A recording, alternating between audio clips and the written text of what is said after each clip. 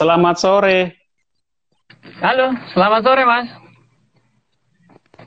Sabi. Udah di kantor nih kayaknya nih sekarang. Kemarin udah di rumah, sekarang udah agak rapihan. Di kantor berarti. Oh siap, oke ya ini udah di kantor hari ini. Ini di gerobak kecil yang biasanya suka bikin materi ya kan, meeting. Oke, oke. Siap, siap.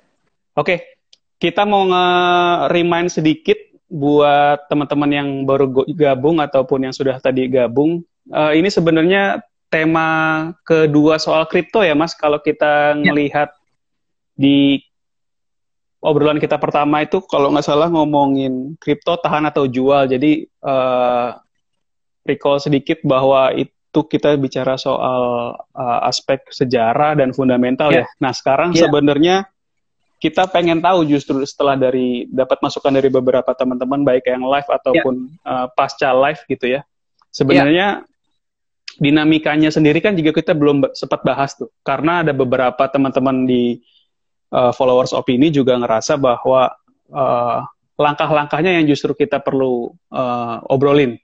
ya, ya, Jadi ya. sebenarnya Oke, secara garis besar mungkin langsung sebagai praktisi aja Mas. Sebenarnya dinamika berinvestasi kripto itu seperti apa sih? Dari pengalaman Mas pribadi nanti sebelum kita ngobrolin yang lain. Silakan. iya, iya.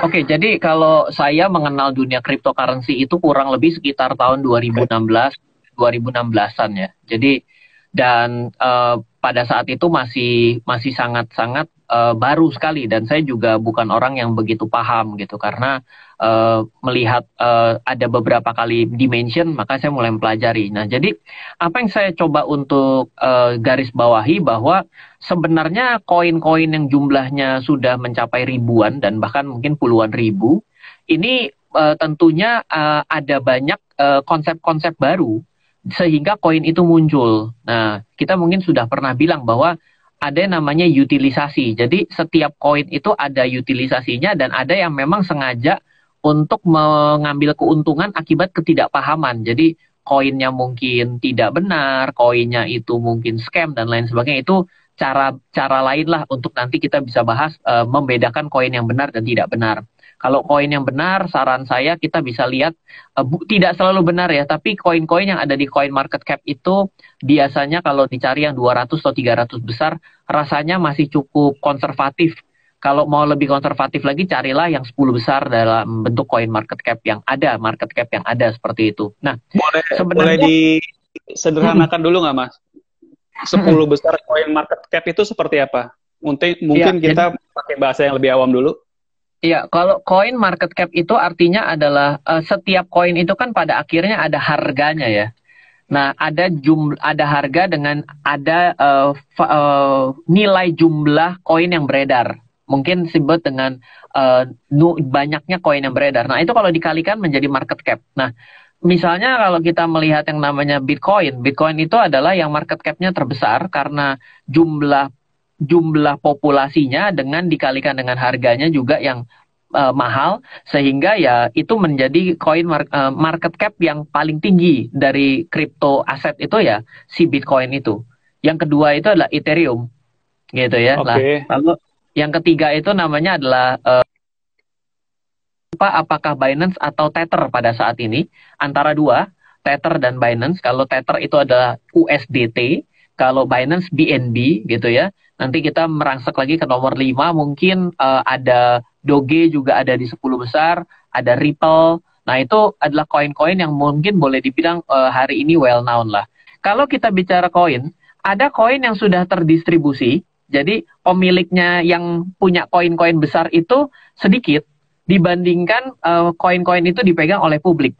Jadi lebih banyak ada di orang-orang retail dibandingkan market maker, orang yang masih pegang koin dalam jumlah besar. Nah, Bitcoin itu salah satunya. Tips nomor satu berarti kalau toh memang kita mau memulai gitu ya. Ini bicara saya pribadi yang mungkin masih belum mulai dan baru akan mulai, berarti pilihlah koin digital yang punya distribusi kepemilikan yang lebih merata. Itu yang pertama, karena tadi dibilang bahwa soal resiko dipermainkan atau ibaratnya pada saat supply diguyur oleh satu pihak dalam jumlah yang sangat besar, Iya, otomatis dia akan bisa kocar-kacir lah harganya kira-kira gitu. Jadi kalau memang dia sudah terdistribusi dengan rata, masing-masing punya kepemilikan dan punya kewenangan untuk apa ya, untuk mempertahankan harganya gitu. Seperti itu, Mas. Saya pribadi ya, kalau mau masuk ke nasihat kedua, lebih baik Anda beli koin, jangan nambang koin.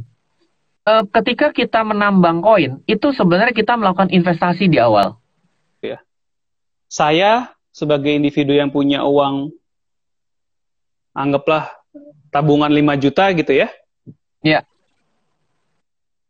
Saya harus kemana? Itu pertanyaannya yang banyak sekali muncul.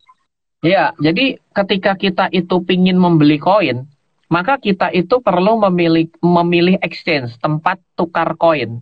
Ya, jadi ya Anda pilih di Indonesia, kalau saya tidak salah ada 11 atau 12 perusahaan yang sudah diawasi Bapepti sebagai exchange yang terdaftar.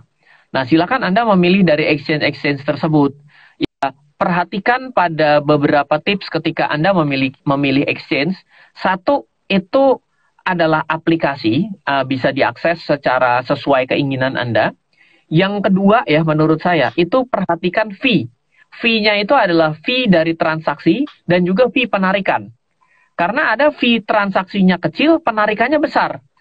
Artinya adalah berapapun uang yang saya tarik, saya selalu bayar besar sekali secara persentase. Menurut saya itu unfair. Yang kalau saya tarik 100 juta, sama saya tarik 10 juta, saya tetap kena let's say X%. Itu memberatkan saya. Kalau saya atas tarikan uang saya, harusnya bayar biaya transfer saja dong. Seperti itu ya. Nah, lalu juga lihat pada setiap exchange itu memiliki koin-koin yang ditawarkan berbeda. Jadi pilihlah exchange dari yang terdaftar dan diawasi di Bapepti, seperti itu. Kalau Anda mau membeli koin, Anda pastikan Anda membeli koinnya, bukan membeli derivatif koinnya.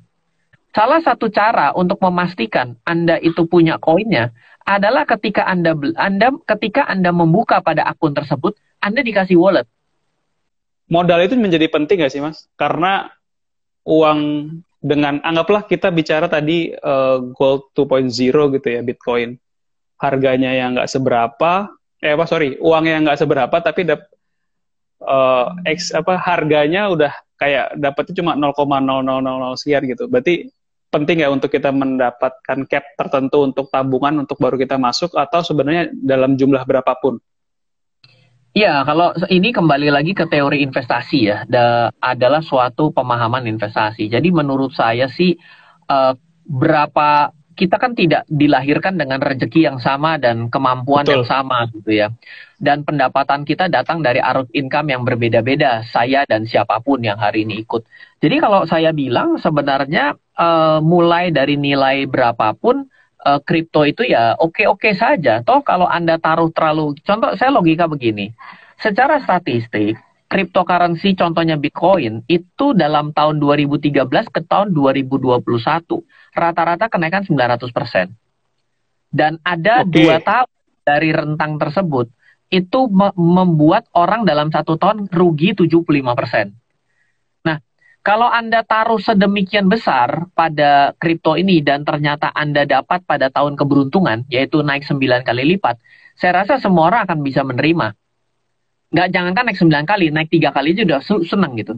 Tapi bagaimana kalau ternyata Anda taruh semua aset Anda, dan ternyata Anda dalam kondisi tahun rugi, yaitu rugi 75%. Apakah imajinasi Anda menerima? Halo. Terima kasih sudah menyaksikan video di RF Channel on YouTube. RF Channel adalah channel edukasi untuk kita secara bersama-sama belajar dan mendapatkan aktualisasi mengenai investasi, keuangan, dan bisnis bersama saya, Ryan Filbert, dan tim. Add nomor WhatsApp saya di 0895 07 08 0789 0895 07 08 0789. Download aplikasi MyRF di Android atau iOS untuk mendapatkan artikel dan tema-tema khusus mengenai edukasi investasi, keuangan, dan bisnis pada aplikasi MyRF sekarang juga.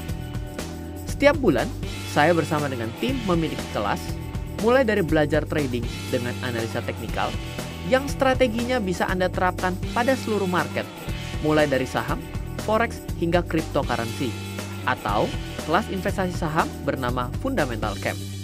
Untuk mengetahui kelas lainnya dan bertanya mengenai kelas, hubungi tim sekarang juga di 0852 882 6187.